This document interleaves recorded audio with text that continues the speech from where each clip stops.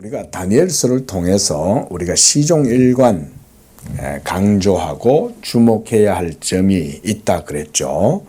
바로 다니엘서에 나타나는 신학이라고 할 수가 있어요. 기본적으로 구약은 오실 메시아에 대한 예언이죠. 그렇죠? 그래서 사도 바울도 보면 로마서를 기록하면서 예수 그리스도에 대해서 율법과 선지자들이 장차 이루어지게 될 것에 대해서 미리 예언했다. 그가 바로 예수 그리스도다.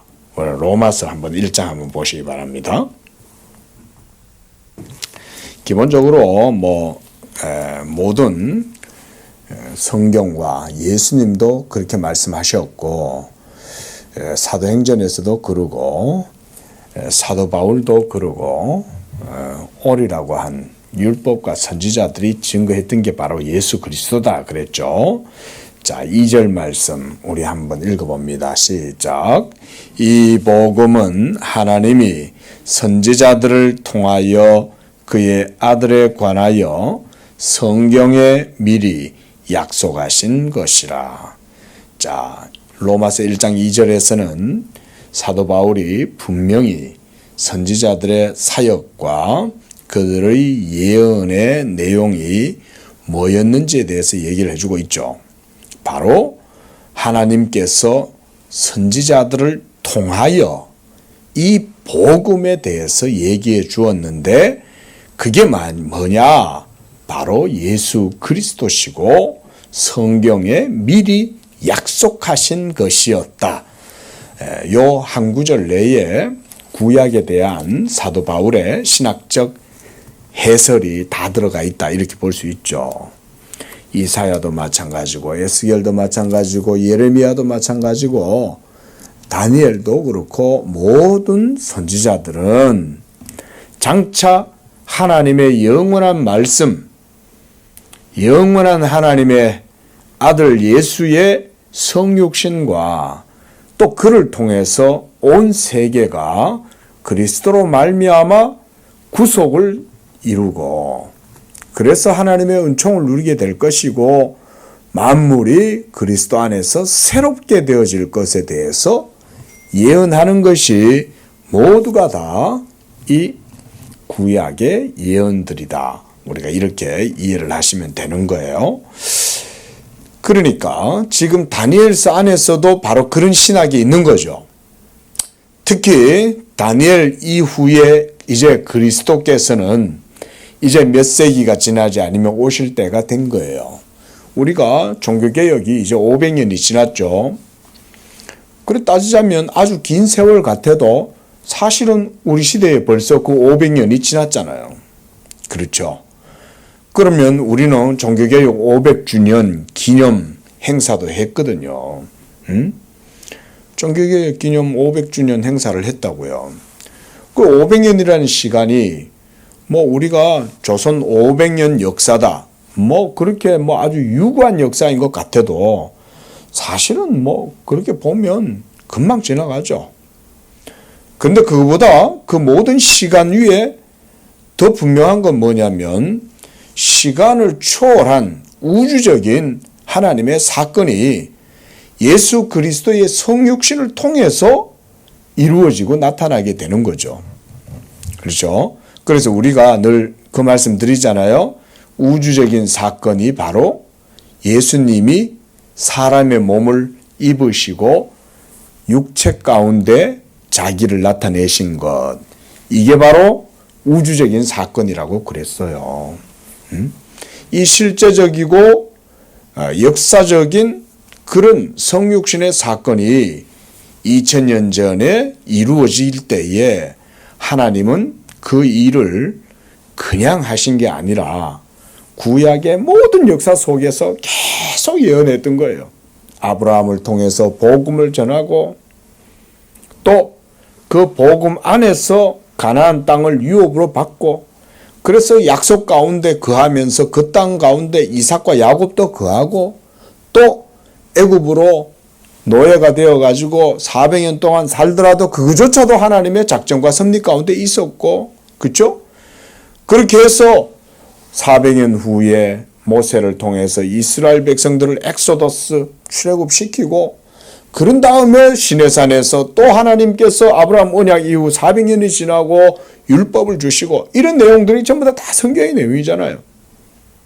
제가 뭐 이런 거 하도 얘기를 드려서 이제는 말씀 안 드려도 되죠, 여러분들한테는. 자, 이렇게 성경은 그 모든 역사를 통해서 뭘 보여주는 것이다? 예, 바로 모든 역사의 구속의 모든 역사의 과정 자체가 예수 그리스도를 이렇게 지시하는 거예요. 예? 지시하는 거예요. 그러니까 모든 일어나는 성경 속의 사건들은 예수 그리스도와 다 연결되어져 있어요.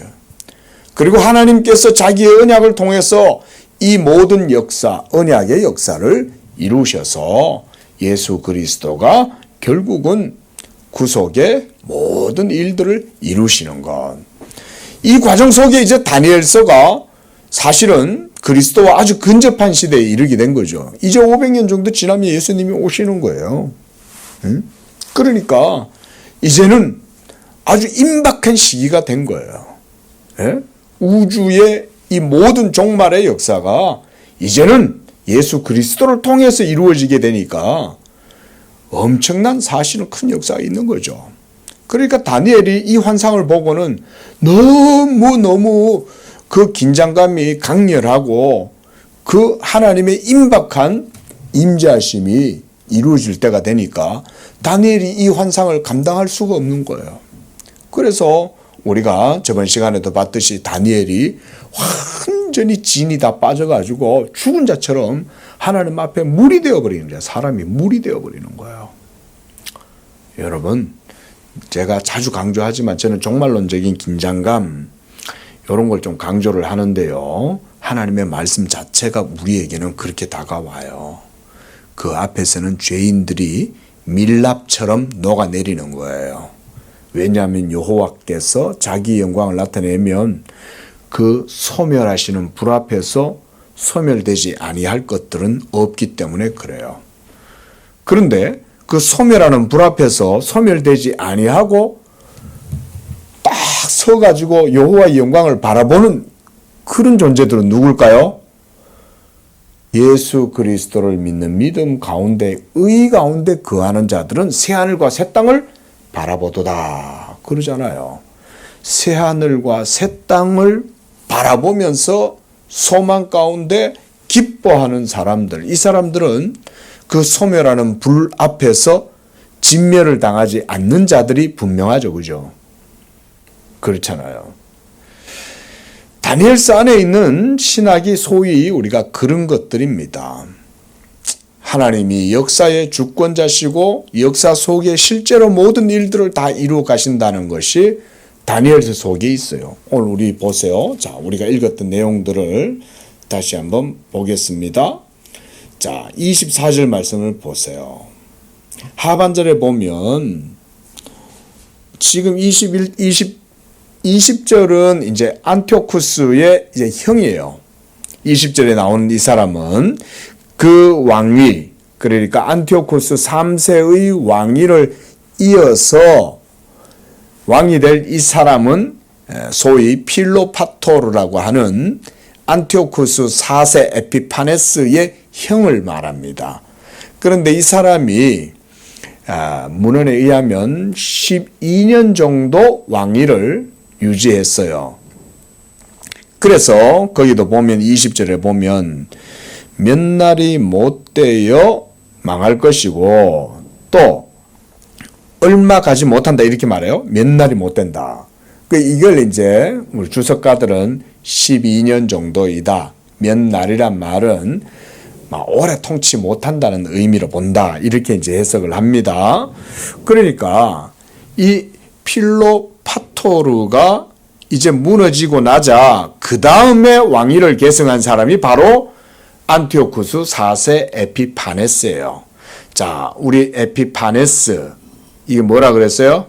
신의 얼굴이다 이 말이죠. 신의 현현이란 말인 거예요. 그런데 당시에 유대인들은 이런 에피파네스를 조롱하면서 얼마나 그러니까 에피마네스다. 우리말로 미친놈이네 이 말인 거예요. 좀 미쳤다. 지가 신이라니 미친놈 아니냐 이런 말인 거예요. 에피파네스의 이 이름을 이렇게 에피마네스라고 조롱을 한 거죠. 자, 이제 21절부터는 그러니까 이 에피파네스 4세, 안티오쿠스 4세라고 보시면 되겠습니다. 말씀드렸듯이 우리가 로마 교회에서 보는 공동 성경 거기에 보면 이제 이 마카베오 있습니다. 마카베오사에 보면 이 안티오쿠스에 대한 내용들이 거기에는 아주 자세하게 다루어져 있어요. 자, 바로 그 역사. 지금 이 안티오쿠스는 헬라 제국이 무너지고 난 이후에 이루어지게 되는 내용이죠. 알렉산더에 의해서 여러 네 왕국들이 나뉘어지면서 그 가운데 유력한 셀류코스 왕조에서 이 안티오쿠스 4세가 나중에 왕으로 이제 등장하게 되는 거죠. 자, 이 모든 것들은 다 하나님의 섭리 속에 있다는 것을 성경이 보여주는 거예요.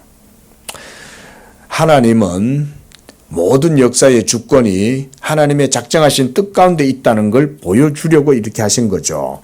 그래서 24절 하반절에 보면 때가 이르기까지 그랬어요. 이때 언제 하나님이 안티오쿠스 4세의 권세를 허락해 놓은 그때까지만 그가 모든 일들을 이룬다 이런 얘기예요.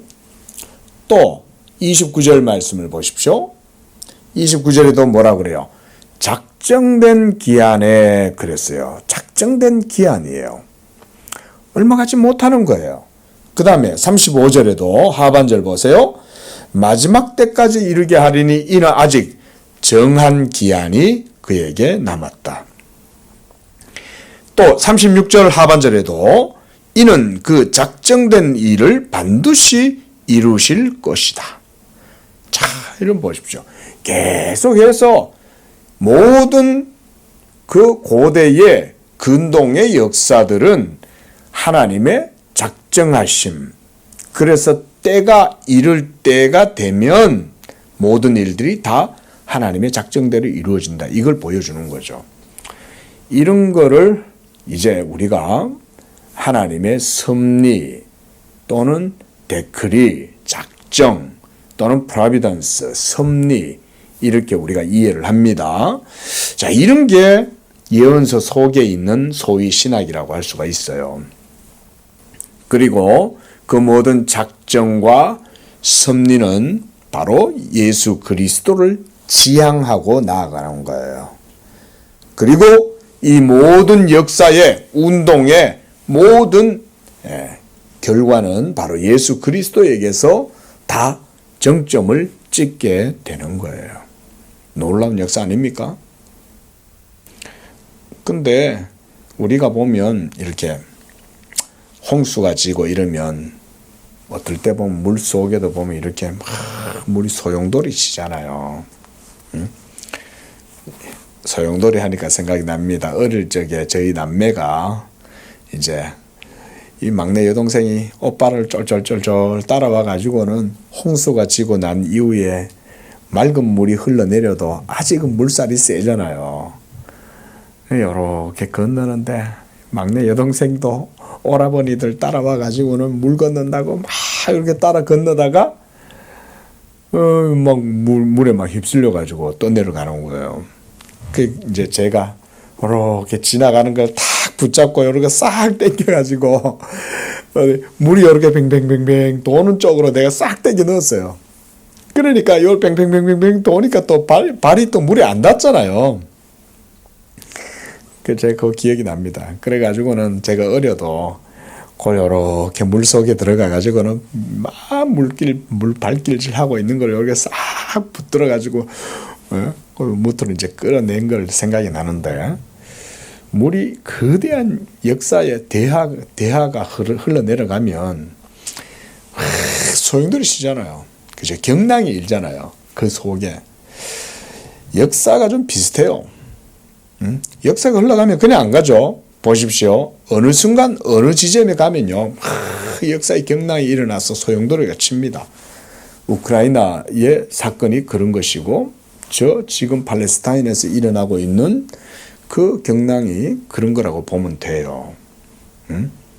역사가 흘러가다가 그냥 안 흘러가죠. 쭉 흘러가다가 어느 한 곳에서 갑자기 소용돌이가 일어나기 시작하는 거예요. 그러면 거기에 막 빨려 들어가죠.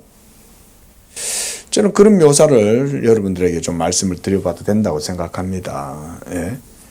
우크라이나의 전쟁이 일어날 것이라고 별로 생각들을 못했죠. 긴장감은 있었지만 실제로 미사일이 떨어지게 될 것이냐라고 우리가 생각을 못했잖아요.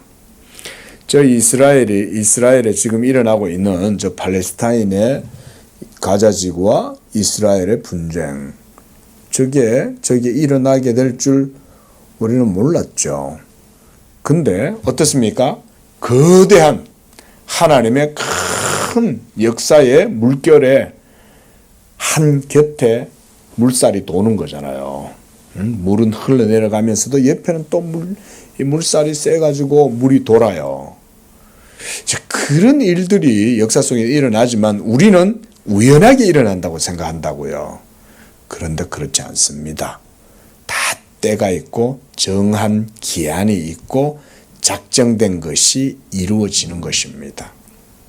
그래서 저는 우리 성도님들께 비유컨대 휴지 두루마리를 많이 비유를 하죠. 두루마리가 하나님의 손에 있다가 하나님께서 이 두루마리를 쭉 펼치시는 거예요. 그러면 역사의 책이 펼쳐지고 두루마리에 기록된 대로 이제 이루어지는 거죠. 두루마리가 한 칸 한 칸씩 열릴 때마다 역사가 전개되고 그때마다 그 두루마리에 기록되어진 사건들이 이제는 현실이 되는 거죠. 이렇게 생각하시면 되는 거예요. 하나님께서 역사의 주권자로 역사의 두루마리를 그렇게 펼쳐나가시는데 바로 지금은 예수 그리스도께서 오시기 전에 이와 같이 헬라 제국이 점차 멸망해 가는 과정 속에 안티오쿠스에 의해서 이와 같은 예루살렘이 순환을 당하게 되는 이런 일들이 일어나는 것입니다. 자, 그래서 그 속에 뭐 여러 가지 이제 서세한 얘기들까지도 다 기록된 것이 아주 인상적이에요. 흥미로워요. 보통 보면 이렇게 상징적으로 이렇게 어떤 얘기를 해놓고 지나가도 될 것 같은데 세세한 내용까지 다 적어놓고 있어요. 그리고 거기를 한번 보십시오. 자, 23절에 보면 그와 약주한 후에 그는 거짓을 행하고 올라가고 소수의 백성을 가지고 세력을 얻을 것이고 이런 자세한 내용들. 또 24절에서도 그는 노략하고 탈취한 재물을 무리에게 흩어주고 계략을 세우고 산성들을 치고 때가 이르기까지 그렇게 할 것이고 또 남방왕과 싸워서 거느리고 맞설 것이지만 이 북방왕 안티오커스 4세를 이기지 못할 것이고 또 27절에 이 두 왕이 서로 해하고자 하여 한 밥상에 앉아 있지만 서로가 거짓말을 하고 있는 거죠. 이런 내용까지 어떻게 비디오 보여주듯이 자세하게 기록해 놓고 있냐 이거죠.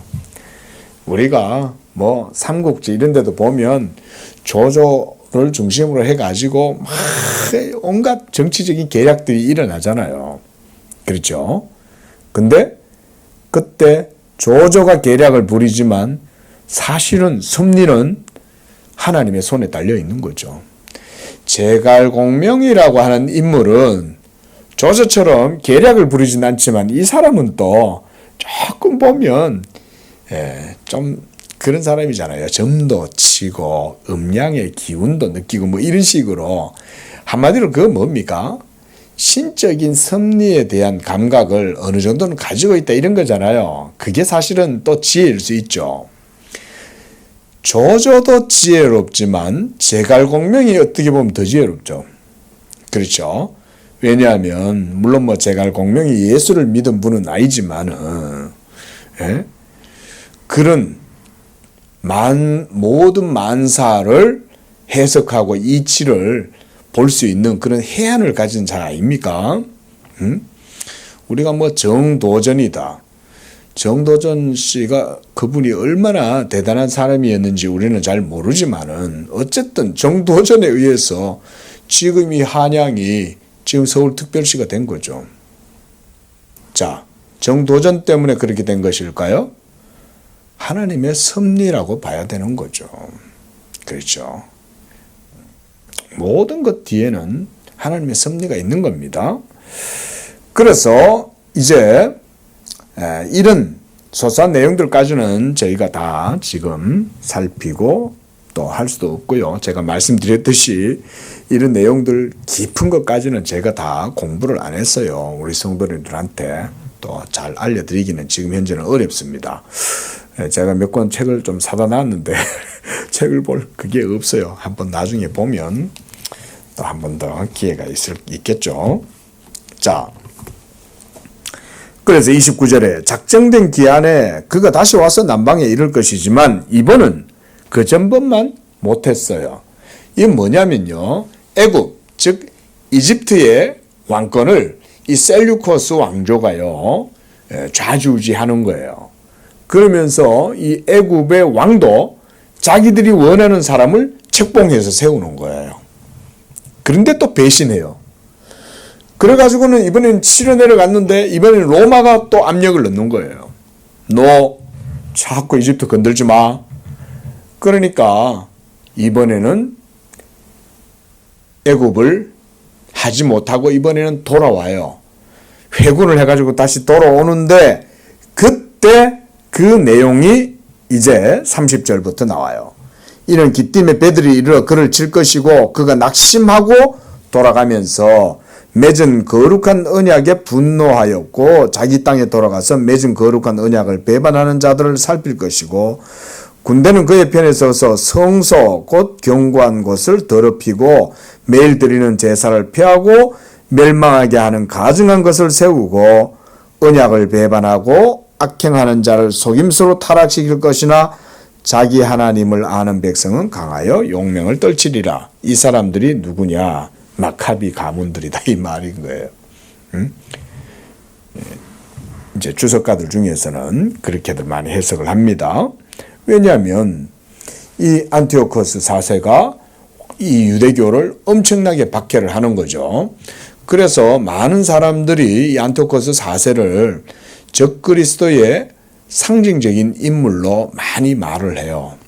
왜냐하면 예루살렘 성전을 회파하고 또 하나님께 제사 드리는 것과 예배하고 기도하는 모든 종교적 행위를 다 금지하고 자신을 에피파네스라고 내세우면서 황제를 숭배해라, 자기를 숭배하라고 그런 거죠.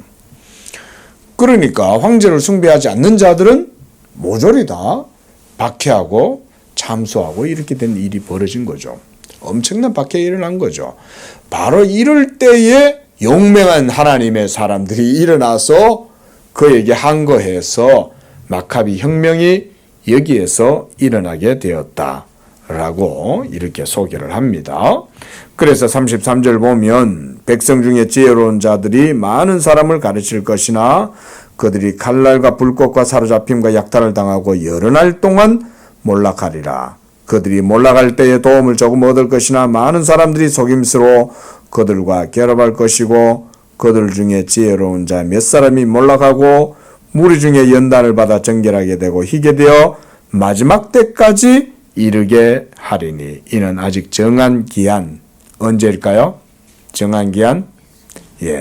예수 그리스도가 오셔서 모든 정사와 권세를 십자가로 무력하게 만드는 그때까지 는 여전히 고통 속에 있게 될 것이다. 그 말인 거죠.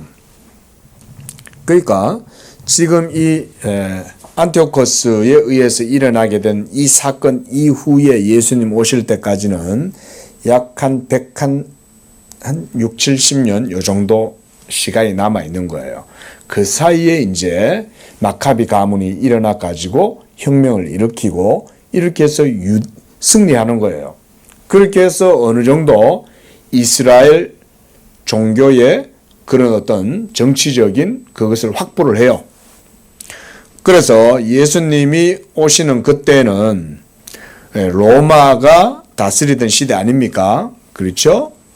그때 로마의 그 총독으로 바로 폰티우스 필라투스가 로마의 총독으로 와 있죠. 그렇죠? 예수님을 그래서 십자가에 못 박는 것은 로마에 의해서 멸망을 당하죠. 예수님이 죽임을 당하시는 거죠. 본디오 빌라도, 폰티우스 필라투스, 이 필라토에 의해서 예수님이 하나님의 아들이 우주적인 역사를 이루게 되는 거예요. 여러분. 모든 역사의 흐름이 다 거기를 지향하고 있고 거기에 지금 포커스가 맞춰져 있고 하나님의 모든 작정과 섭리, 때도 거기에 포커스가 맞춰져 있어요. 최소한 다니엘서에서 우리가 이것을 분명히 봐야 됩니다. 이런 내용들은. 그래서 정한 기한, 즉 바로 여호와의 날 예수 그리스도가 오시고 그가 자기의 몸으로 십자가에서 하나님의 모든 율법의 의를 성취하고 그것을 통하여 하나님의 구속의 역사를 완성하는 그날 정한 기한. 좀 더 깊이 있게 사도 바울의 신학을 들여다보면요. 사도 바울의 십자가 신학은 단순하지 않아요.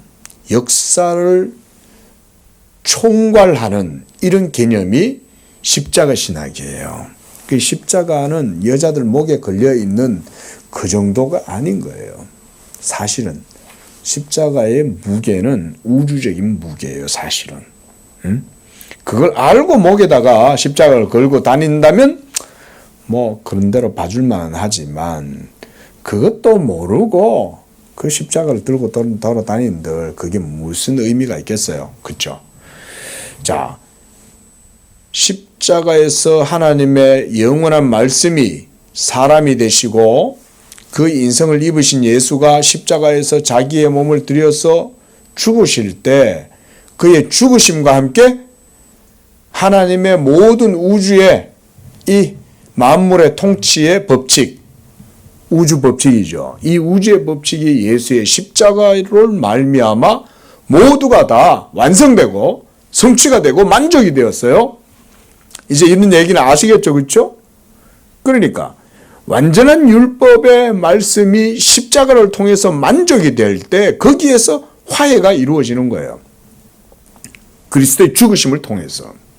그리고 이 그리스도의 죽으심을 통해 가지고 모든 율법의 권세가 그리스도의 십자가로 말미암아 만족이 되니까 이 세상에 있는 통치자와 권세자들의 모든 권세가 무력화되는 거예요. 무력화.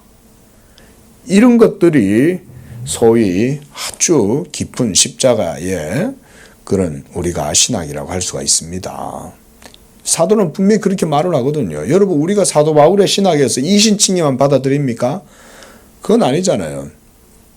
사도 바울이 믿음으로 의롭다함을 얻는다라고 얘기할 땐 우리가 그 교리만 받아들이는 게 아니라 십자가로 정사와 권세를 통치자들을 무력화시켰다라고 하는 것도 받아들여야죠. 그때 십자가로 무력화시켰다는 게 뭘 의미하겠어요? 그게 뭘 무력화시켰다는 거예요? 이 세상의 통치자들의 권세, 율법 아래에서 하나님의 진노의 몽둥이, 진노의 도구로 사용되어지던 그 모든 통치자들의 그런 것들을 하나님이 율법의 그 모든 권세가 이제는 예수 십자가로 말미암아 만족될 뿐 아니라 모두가 다 깨어져 나가죠. 그거를 우주적으로 그렇게 사도 바울이 묘사를 하고 있는 거예요. 그거에 좀 더 신학적으로 표현하면 종말론적으로 표현하고 있는 거예요. 십자가는 바로 그런 거예요. 그러니까 이 놀라운 권세가 드러나려면 오늘날도 십자가의 복음을 전하면 돼요. 이 복음을 전하면 이 십자가의 복음이 선포되어지는 그곳에는 하나님의 통치하심, 그리스도의 만족이 거기에 선언될 때는 율법의 모든 쏘는 것과 율법 아래에 있는 통치자들의 권세, 이 모든 것들이 다 무력화되겠죠. 복음은 이런 실제적 의미가 있는 거예요. 그런데 다니엘은 그 시대에 벌써 이걸 본 거예요. 근데 이게 너무 큰 일이니까 다니엘이 이걸 보고는 기겁을 해가지고 진이 다 빠져나간 거예요. 아주 그냥 마음이 물록도 다 녹아갖고 사람이 죽은 사람처럼 쥐죽은 듯이 그냥 엎드러져 버린 거예요. 이게 너무 크니까. 여러분 이걸 본다고 한번 생각해 보세요. 제가 지금 뭐 신학적으로 여러분한테 잠깐 제가 서술을 하고 표현을 했지만 이것의 의미를 보다 깊이 있게 들여다보면 어떻게 되겠어요? 기겁하죠. 와, 역사가 하나님의 전능하신 섭리에 의해서 십자가에서 이와 같이 놀라운 일이 일어나겠구나. 이거를 보면 뭐 기겁하겠죠. 거기에서 하나님이 자기의 왕의 권한을 예수를 통해서 드러내시는 거예요. 자, 그런데 지금 어때요? 이런 하나님의 우주적 역사가 지금 도도히 역사의 대하처럼 흘러내려가고 있는데 그 속에서 지금 어때요? 이 안티오코스는 미친 자가 되어가지고 막 하죠. 그것뿐만 아니죠. 또 이 이후에도 미친 황제들이 얼마나 많이 나왔어요. 그죠? 네로 완전 정신병자잖아요. 네로뿐만 아니죠. 그 뒤에도 엄청나게 많은 박해하는 로마의 황제들 갈리큘라나 뭐 엄청나게 많은 미친 황제들이 일어났죠. 그게 너무 많으니까 거의 약 300여 년 가까이 기독교인들이 모두가 다 거의 뭐 완전 진멸당할 정도, 싹 다 잔해를 당할 정도로 다 없어지는 것 같았지만 기독교인들은 모두 카타콤 속으로 들어가가지고 몇 대가 그 속에서 삶을 살잖아요. 자, 이게 역사인 거죠. 그렇죠? 이런 게 역사였던 거예요. 자, 그런데 카타콤에서 280년 이상 약 300여 년의 기간 동안 그 속에서 박해를 피해가지고 몇 대가 지하에서 태어나서 지하에서 죽는 거예요. 무덤에서. 그런 삶을 살았을 때 진리는 있었어요? 없었어요? 그런 삶과 역사 속에서도 진리는 있었던 거예요. 이런 걸 우리는 주목해서 봐야 돼요. 예수 믿으실 때요, 너무 기복적으로 믿으면 안 돼요. 너무 예수 믿으면서 이 세상에 좋은 것만 취하려고 하면 그거는 자칫하면 믿음을 잃어버려요. 그게 아니에요. 성령을 쫓아서 살아갈 때는 이 땅에 온갖 때때로 박해와 이런 것들도 있을 수 있어요. 여러분들은 이게 뭐 정말 좋은 건지 나쁜 건지 제가 그건 모르겠지만 우리가 이제 전후 세대들이지 않습니까? 저 같은 경우는 전쟁 뭐 남북이 계속해서 여러 가지 충돌이 있는 건 봤죠. 뭐 김신조 사건이든 뭐 울산, 강릉, 뭐 삼척 뭐 이런 거 우리 어릴 적에는 그런 사건들도 봤잖아요. 그래도 전쟁은 없었죠. 저 이스라엘 지금 일어나는 전쟁처럼. 중동 전쟁 이후에 지금 최대 전쟁이 지금 벌어진 거잖아요. 그 지금 막 이란하고 시리아하고 지금 다들 이스라엘하고 지금 막 전부 다 지금 격앙돼 가지고 그러고 있죠. 어떻게 될지 모르죠. 자, 모든 것들은 다 하나님의 작정된 뜻 가운데 이루어진다. 자, 36절부터도 더 이상 뭐 구체적으로는 더 말씀을 안 드리고요. 다 주로 안티오코스의 내용이라 이렇게 주석가들은 말씀을 합니다. 자, 그래서 40절 보겠습니다. 마지막 때에 남방왕 이름은 기본적으로 이제 애굽이라고 보시면 돼요. 여기서는 그와 겨룰 것이나 북방왕이 병과 마병과 많은 배로 회리바람처럼 그에게 마주와서 여러 나라의 침공해서 물이 넘침같이 지나갈 것이고 그가 또 영화로운 땅에 들어갈 것이나 많은 나라가 패망하게 할 것이고 에돔과 모압과 암몬 자손의 지도자들은 그의 손에서 벗어나게 될 것이다. 아주 구체적으로 설명을 해주고 있어요. 그렇죠? 여러분 왜 이렇게 구체적으로 설명할까요? 이 말씀만 드리고 마치겠습니다. 왜 구체적으로 이렇게 막 그때 되면 이렇게 된다, 이렇게 된다, 이렇게 된다. 이거 왜 이 얘기를 다 하나님이 얘기를 해주실까요? 예. 봐봐라. 내가 얘기한 대로 모든 역사가 다 이루어진다. 거기 안내된 거예요. 한마디로. 우리가 사인포스트가 있잖아요. 표지판이. 응? 그래서 여기 가면 저쪽으로 가고 저기 가면 저렇게 가라. 이렇게 안내해 준 것처럼 예수 그리스도가 영원한 말씀이 육신이 되고 태어나실 그것에 대해서 일종의 사인포스트 역할을 해주는 거예요. 그렇게 해서 그때가 되면 이렇게 되는데 예수 그리스도의 때가 반드시 있다. 그거를 지금 보여주는 거죠.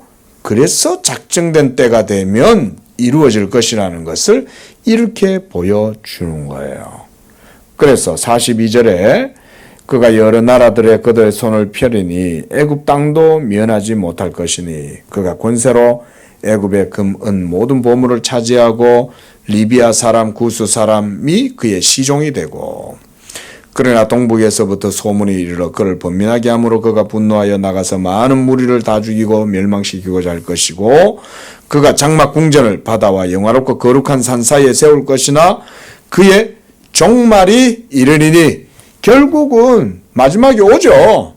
저 푸틴이 마지막이 안 오겠어요? 저 김정은이 마지막이 안 오겠냐고요? 중국의 시진핑이 마지막이 안 오겠냐고요? 하마스가 마지막이 안 오겠냐고요? 응? 결국은 오게 돼 있어요. 마지막은 반드시 도와줄 자가 없을 것이다. 하나님의 역사 속의 섭리 모든 것들이 그렇게 이루어진다 그랬습니다. 자, 요는 하나님께서는 느부갓네살부터 시작해서 이 다니엘의 지금 안티오코스까지 계속 지금 다니엘을 통해서 지금 말씀해주고 계시는 거잖아요. 그렇죠? 느부갓네살, 네부카드네자르 이 왕은 바벨론의 왕으로 벌써 다니엘이 예언을 해서 젊은 시절 벌써 다니엘은 느부갓네살 왕의 모든 운명에 대해서 하나님의 말씀을 전했죠. 그 다음 벨사살도 그리고 마찬가지였고 또 그 이후에 일어났던 다리오라든가 그리고 고레스까지 그렇죠? 이 모든 왕들에 대해서 다 다니엘은 얘기를 해 주었어요. 그러다 따지면 다니엘은 역사신학자라고도 할 수가 있어요. 그리고 그 모든 역사의 핵심, 실체, 마지막 그 분은 바로 예수 그리스도라는 것을 다니엘을 통해서 하나님이 보여주신 것입니다. 기도하겠습니다. 거룩하신 주 하나님, 모든 것이 하나님의 작정하심과 섭리 가운데 그 우주적인 경륜이 이루어지게 하시는 줄로 믿습니다. 그러나 우리는 이 땅에서 그저 작은 개미처럼 이렇게 삶을 살아갑니다. 하나님 아버지, 그러나 모든 것은 하나님의 섭리 속에 있고 하나님의 작정된 때 가운데에 이루어지다가 하나님의 섭리에 의해 모든 것의 마지막이 이르게 될 줄로 믿습니다. 그러나 우리 주와 그의 나라는 영원하고 주의 통치하심은 영원할 것이며 그 예수 그리스도를 하나님께서 우주의 왕으로 세우셔서 하나님의 큰 일을 이루어 나아가시는 줄로 믿습니다. 우리 성도들도 그런 믿음으로 오직 우주의 왕이신 예수 그리스도를 믿고 그 안에서 하나님께 영광 돌리는 복된 삶이 되게 주옵소서. 예수님의 이름으로 기도합니다. 아멘.